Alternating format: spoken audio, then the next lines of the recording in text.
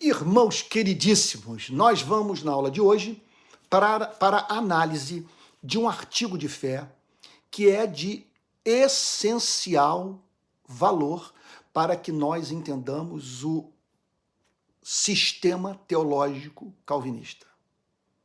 Eu gostaria de hoje falar sobre a doutrina do pacto, a teologia pactual. Isso porque a Bíblia nos apresenta com muita clareza Deus se relacionando com seu povo tão somente na base de um pacto. O que é um pacto? Um pacto é um acordo entre pessoas, entre nós seres humanos, um acordo entre iguais.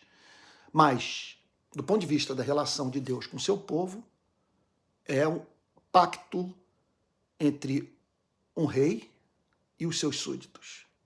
É um pacto cujos termos são estabelecidos de uma forma unilateral. São estabelecidos por Deus. Bom, não há nenhum problema de Deus estabelecer unilateralmente um pacto, porque ele é o único que pode fazer isso. Porque ele jamais estabelecerá como condição do pacto leis draconianas.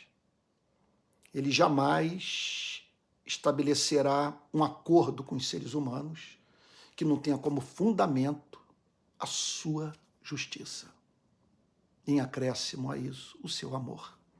Então, em todo pacto, nós encontramos 4 elementos. O primeiro deles é um preâmbulo. Olhe, por exemplo, para Êxodo capítulo 20, versículo 2. Então Deus falou todas estas coisas, Êxodo capítulo 20, verso 1. Então Deus falou todas estas palavras.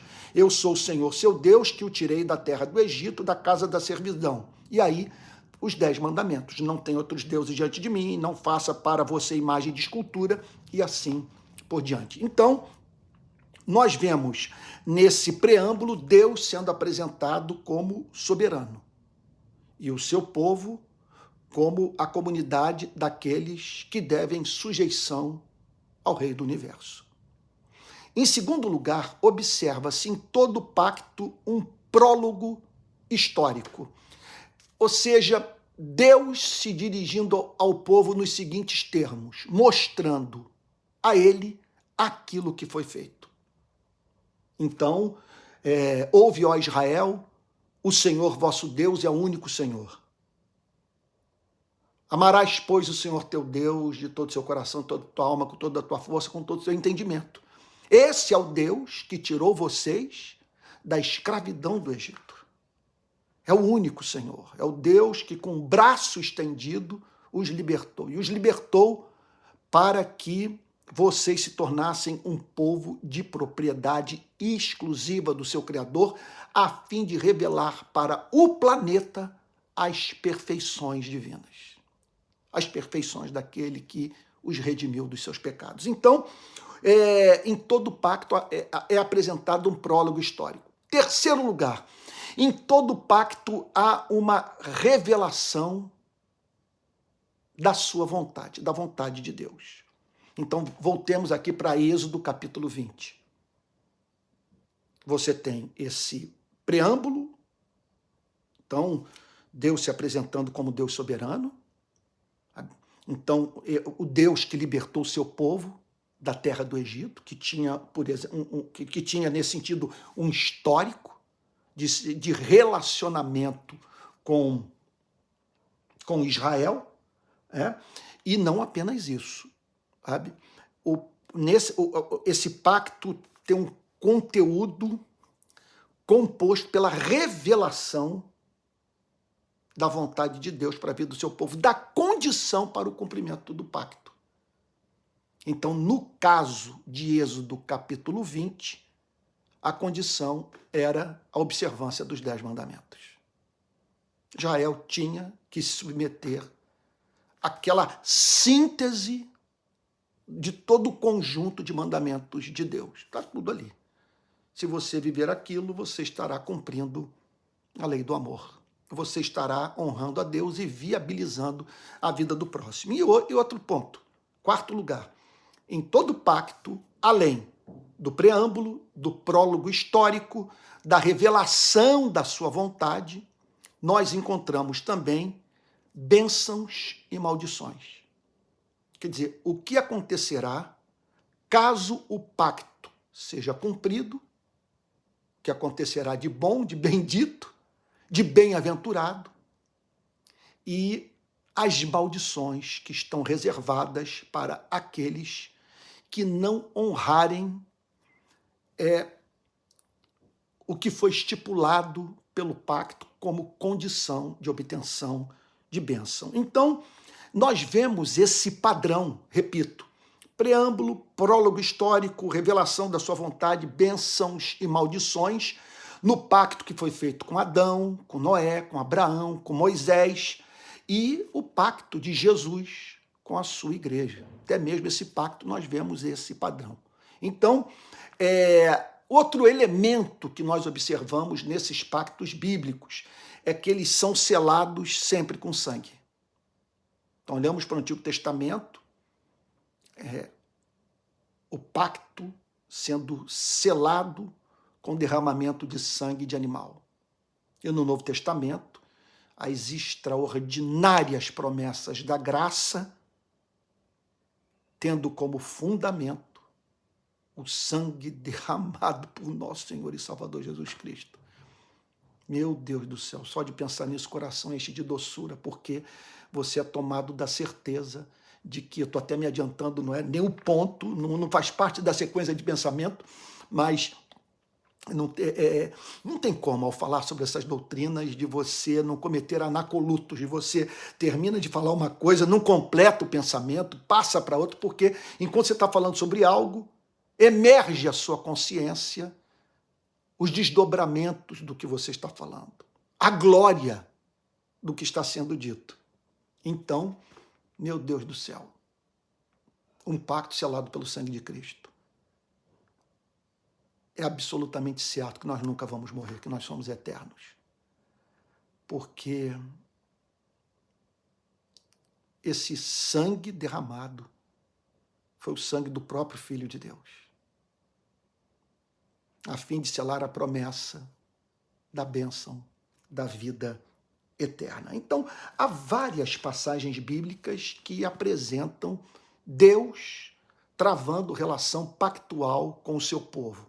Olha só, eu já mencionei aqui Êxodo capítulo 20, nós podemos mencionar também Gênesis capítulo 15, além de Êxodo capítulo 20, Gênesis capítulo 15. Olha o pacto que foi feito com Abraão, olha. Depois destes acontecimentos, a palavra do Senhor veio a Abraão numa visão, dizendo: não tenha medo, Abraão, eu sou seu escudo e lhe darei uma grande recompensa. Abraão respondeu: Senhor Deus, que me darás se continuo sem filhos, e o herdeiro da minha casa é o Damasceno Eliezer? Abraão continuou: tu me deste descendência, e um servo nascido da minha casa, tu não me deste descendência, e um servo nascido na minha casa será o meu herdeiro. E eis que a palavra do Senhor veio a ele dizendo: esse não será o seu herdeiro, pelo contrário, aquele que será gerado por você, esse será o seu herdeiro. Então o Senhor o levou para fora e disse: olhe para os céus e conte as estrelas, se puder contá-las. E ele lhe disse: assim será a sua posteridade. Abraão creu no Senhor, e isso lhe foi atribuído para a justiça.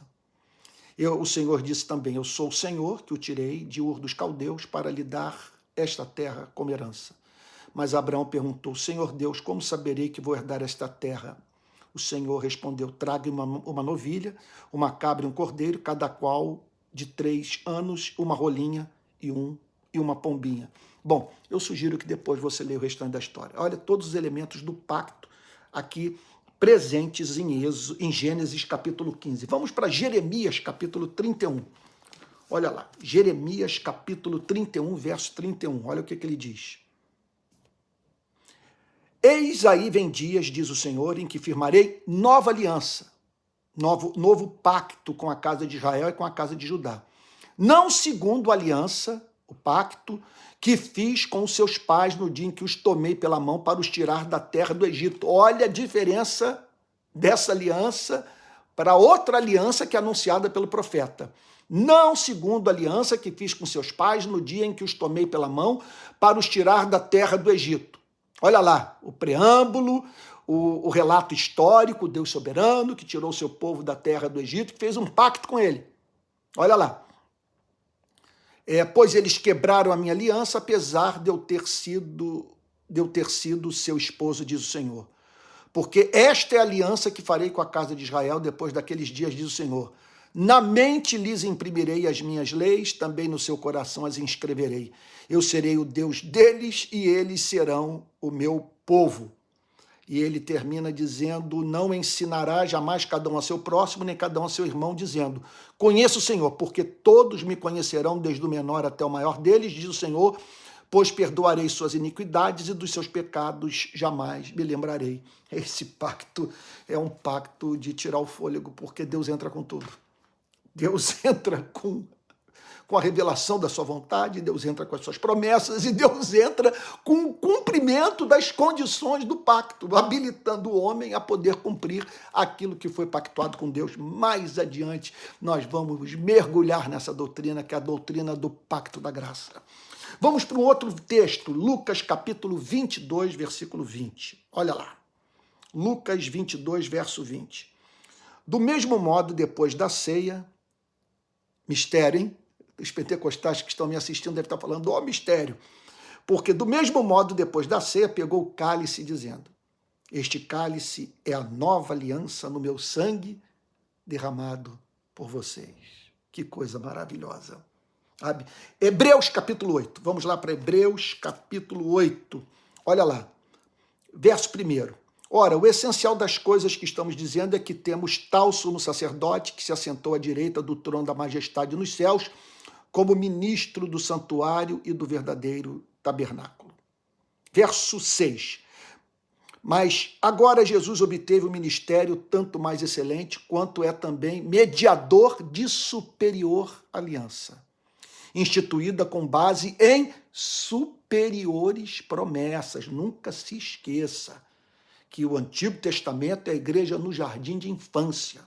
O Novo Testamento é a igreja que conseguiu a sua maioridade.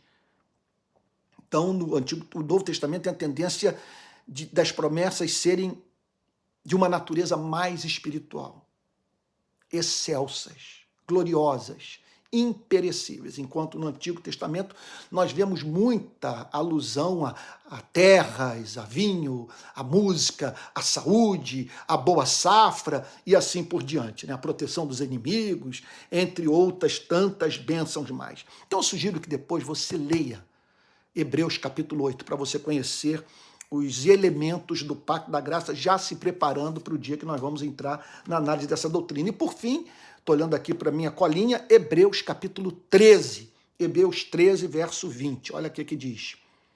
Ora, o Deus da paz, que tornou a trazer dentre os mortos nosso Senhor Jesus, o grande pastor das ovelhas, pelo sangue da eterna aliança, do eterno pacto, aperfeiçoe vocês em todo bem, para que possam fazer a vontade dele, que ele opere em nós o que é agradável diante dele, por meio de Jesus Cristo, a quem seja a glória para todo o sempre. Amém. É isso. A vontade de já começar a falar sobre o pacto da graça, mas como diz o pessoal aí na rua, eu vou segurar minha onda. Por enquanto, fica aqui essa afirmação, que Deus só se relaciona com os seres humanos com base em aliança, tá bom? Então, esse é o ponto. E essa aliança tem essas características. Preâmbulo, né? O prólogo histórico, que é com Deus dizendo o que foi feito, ok? Em terceiro lugar, a revelação da sua vontade. Já vou me adiantar aqui no Antigo Testamento, lá aquela ênfase nos 10 mandamentos. No Novo Testamento,